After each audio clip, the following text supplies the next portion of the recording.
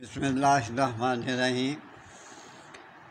ایک عمل ہے بسم اللہ الرحمن الرحیم یا نورو کونی بردن و سلامن۔ پھر سن لیں، بسم اللہ الرحمن الرحیم یا نورو کونی بردم و سلامن۔ یہ آپ نے باریک سے کاغذ پہ، چھوٹے سے کاغذ پہ لکھنا ہے اور گڑ میں لپیٹ کے روزانہ ایک گولی دے دینی ہے۔ آپ اس کے فائدے سن لیں۔ اگر آپ کا نافرمان کوئی بھی بچہ یا کوئی بھی ہے تو سوائے ماں باپ کے یہ یاد رکھیں، خطا کھائیں گے۔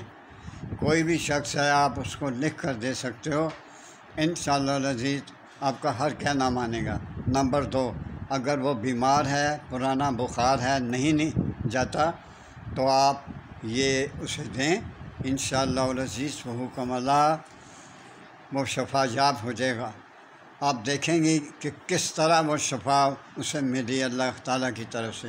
اس پہ شک نہیں کرنا، شک کرنے والے پر اللہ کی لعنت، اللہ نے لعنت بھیجی ہے۔ اور دیکھیے، میرے موبائل کو آپ سبسکرائب کر دیں، لائک بھی کر دیا کریں۔